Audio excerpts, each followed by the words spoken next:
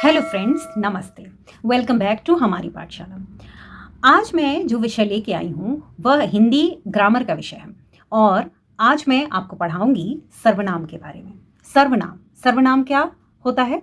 सर्वनाम सर्वनाम की जो परिभाषा है वह परिभाषा है संज्ञा के स्थान पर आने वाले शब्द को सर्वनाम कहते हैं।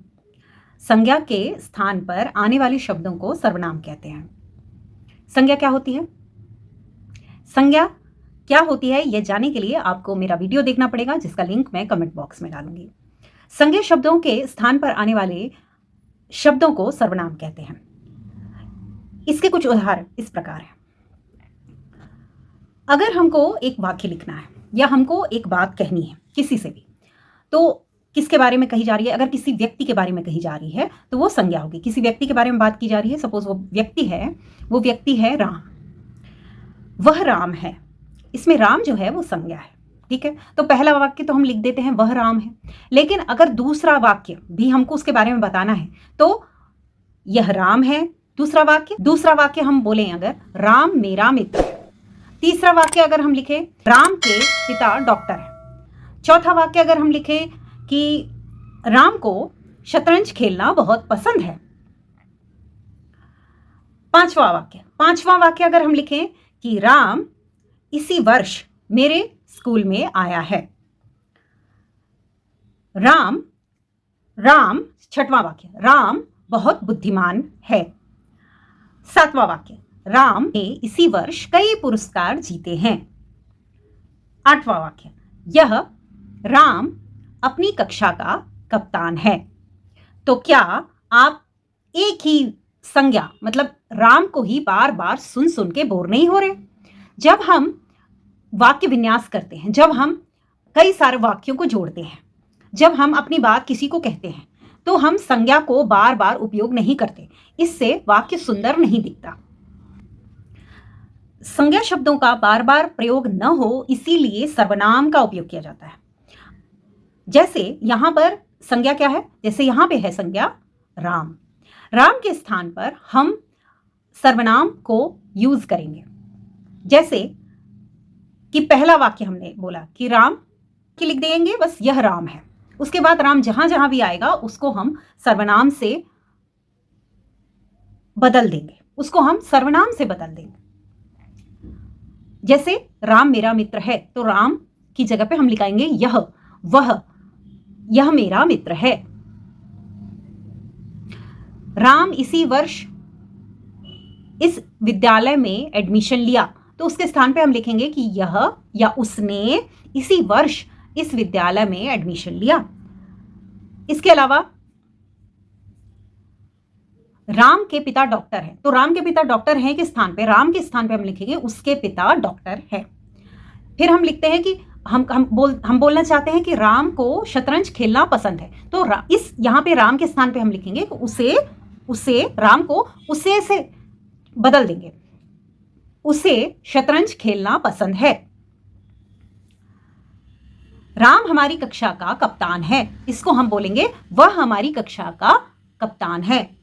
राम एक बुद्धिमान बालक है, तो राम की जगह पे वह या फिर वह एक बुद्धिमान बालक है, उसने कई पुरस्कार जीते हैं। तो इसमें हर जगह पर जहां पे भी संज्ञा के रूप में राम है, राम के स्थान पे हम सर्वनाम में वह, उसने, यह, उसे, इस तरह के शब्द का प्रयोग करते हैं। इसे ही सर्वनाम कहते हैं।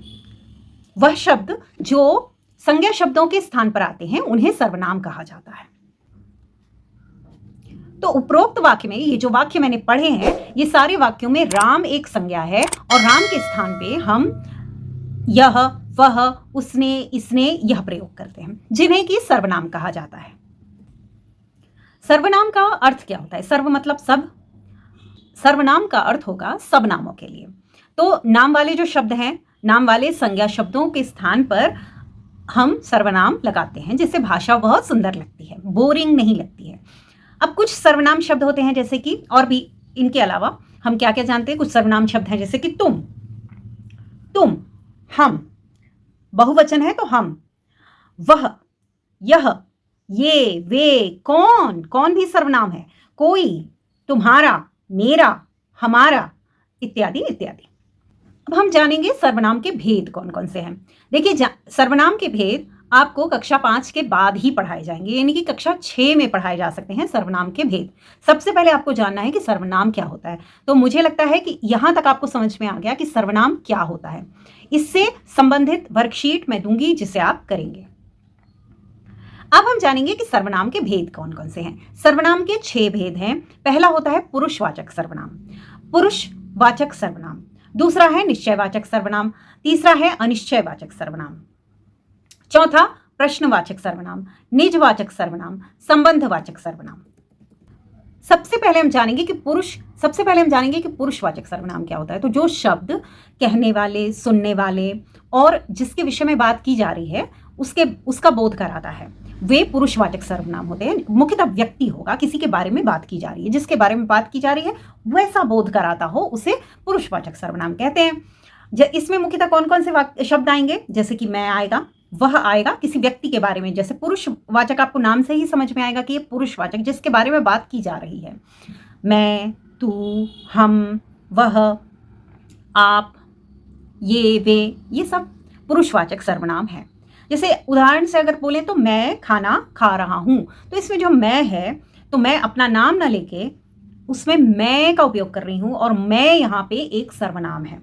ठीक है, मैं खाना खा रहा हूं या खा रही हूं में मैं एक सर्वनाम है। और कौन सा सर्वनाम है? ये एक पुरुषवाचक सर्वनाम है, क्योंकि मेरी बात हो रही है। जब किसी की बात हो रही हो, उस वाक्य में जब किसी पुरुष की बात हो रही हो या किसी व्यक्ति की बात हो रही हो, ऐसा बोध कराया जाए तो उसको पुरुषवाचक सर्वनाम कहते हैं। इसके अलावा तुम कौन सा खेल खेल रहे हो, तुम कौन सा खेल खेल रहे हो में तुम जो है वो पुरुषवाचक सर्वनाम है, क्योंकि किसी से पूछा जा रहा है और किसी पर्टिकुलर के बारे में बात हो रही है। फिर तुमने आज क्या पढ़ाई की, इसमें तुमने जो है वह भी एक पुरुषवाचक सर्वनाम है, क्योंकि किसी के विषय में, किसी कहने वाले, सुनने वाले और किसी के विषय में बात हो रही है। या फिर वह कहाँ रहता है, वह कहाँ रहता है में वह जो है वो एक पुरुषवाचक सर्वनाम है, क्योंकि इसमें किसी व्यक्ति की बात हो रही है। इसके अलावा मेरा, ये सारे सर्वनाम के अलावा भी मेरा, आप, तुम्हारा, हमारा, हम, तुमने, ये सभी पुरुषवाचक सर्वनाम है। मेरा, आप, तुम्हारा, हमारा, आपका भी आएगा, हम, तुमने, ये सब पुरुषवाचक सर्वनाम में आते हैं। अब हम जानते हैं कि दूसरा सर्वनाम जो निश्चयवाचक सर्वनाम है। निश्चय का क्या मतलब होता है? सर्टन, जहां पे कुछ निश्चित हो, जहां पे कोई बात निश्चित हो। जैसे कि सूरज पूरब से उगता है, तो एक निश्चित बात है कि सूरज पूरब से ही उगता है। ठीक है, तो जिस सर्वनाम शब्द से किसी व्यक्ति या वस्तु का निश्चित ज्ञान हो, वह निश्चयवाचक सर्वनाम होता है। कोई सर्वनाम है, जैसे मैंने बोला कि सूरज पूरब से उगता है, तो इसमें कोई सर्वनाम नहीं है, ये एक निश्चित वाक्य है, एक सर्टेन वाक्य है। इसमें सूरज जो है वो संज्ञा है। तो अगर मैं लिखती हूं कि सूरज, रोज सुबह सूरज उगता है, फिर मैं बोलती हूं कि वह पूरब से उगता है, तो यहां पे वह जो है, क्योंकि इसमें सूरज की बात हो रही है और एक निश्चित बात हो रही है कि सूरज पूरब से ही उगता है, तो ये निश्चयवाचक सर्वनाम होगा। जिस सर्वनाम के द्वारा किसी वस्तु या व्यक्ति का निश्चित ज्ञान हो, जैसे कि हम कहीं से जाएं और कहें कि यह श्याम का घर है, यह श्याम का ऑफिस है, तो इसमें यह जो है, क्योंकि एक निश्चित घर की बात हो रही है और यह घर या किसी निश्चित ऑफिस की बात की जा रही है, और यह ऑफिस जो है वो किसी निश्चित व्यक्ति का ही है। यह जो दिखाया गया, यह ऑफिस किसका है? यह ऑफिस श्याम का है। इसके अलावा यह बर्तन लोहे का है, यह बर्तन लोहे का है, तो जिसकी बात की जा रही है वो निश्चित है कि यही बर्तन है और ये लोहे का है। तो जिस सर्वनाम शब्द द्वारा किसी भी वस्तु, जैसे यहाँ पे क्या है, बर्तन है और वो उसका ज्ञान दिया जा रहा है कि यह बर्तन जो है वो लोहे का है, तो यह बर्तन लोहे का है, ये कहा जा रहा है, तो यहाँ पे निश्चित सर्वनाम होगा। कोई दूसरे बर्तन की बात नहीं कही जा रही है, एक पर्टिकुलर बर्तन है उसी की बात कही जा रही है। या फिर कहें तो यह किताब हिंदी की है, यह किताब हिंदी की है। तो इसी किताब की बात की जा रही है, इसीलिए निश्चित है कि यह किताब, दिखाया गया है कि यह किताब हिंदी की है। जिस सर्वनाम शब्द से किसी व्यक्ति या फिर वस्तु, यहाँ पे वस्तु क्या है, किताब है, और यह किताब निश्चित रूप से हिंदी की है, इसीलिए यहाँ पे यह जो है वो एक निश्चयवाचक सर्वनाम होगा। इसके बाद आता है अनिश्चयवाचक सर्वनाम। जैसे हमने निश्चयवाचक सर्वनाम बताया, निश्चयवाचक सर्वनाम में कोई सर्टेनिटी होगा, अनिश्चयवाचक सर्वनाम में सर्टेनिटी नहीं होगी, हमें पता नहीं होगा कि किसकी बात की जा रही है, या सर्टेन है कि नहीं है, निश्चित है कि नहीं है। तो जिस सर्वनाम द्वारा किसी व्यक्ति या वस्तु का निश्चित ज्ञान नहीं होता, निश्चित ज्ञान नहीं होता, मतलब किसी के बारे में बात हो रही है लेकिन वो जो बात की जा रही है वो कंफ्यूजन में है, वो अनिश्चित है, तो वहां पे अनिश्चयवाचक सर्वनाम कहलाता है। ठीक है, एक बार मैं रिपीट करती हूं, जिस सर्वनाम द्वारा किसी वस्तु या व्यक्ति का निश्चित ज्ञान नहीं होता उसे अनिश्चयवाचक सर्वनाम कहते हैं। जैसे कौन से शब्द होंगे अनिश्चय? कोई, कुछ, कोई और कुछ जैसे सर्वनाम का प्रयोग किया जाता है। जैसे चावल में कुछ पड़ा है, चावल में कुछ पड़ा है, कुछ एक अनिश्चयवाचक, कुछ जो है वो एक अनिश्चयवाचक सर्वनाम है, जहाँ पे निश्चितता नहीं है कि क्या पड़ा हुआ है, तो कुछ है। इसी तरह से कोई का उदाहरण, वहां से कोई जा रहा है, वहां से रोड से कोई जा रहा है, रास्ते पर से कोई जा रहा है। तो यहाँ पे जो कोई है एक अनिश्चितवाचक सर्वनाम है, अनिश्चयवाचक सर्वनाम है, और इस कोई से हमें पता नहीं चलता है कि कोई कौन है, कौन जा रहा है। इसके अलावा मैं कुछ दिनों के बाद जाऊंगा, में भी कुछ दिन है जो कि निश्चित नहीं है, सो यहाँ पे कुछ जो है अनिश्चयवाचक सर्वनाम है। बच्चों इसके बाद पढ़ेंगे हम प्रश्नवाचक सर्वनाम। तो प्रश्नवाचक सर्वनाम क्या होता है?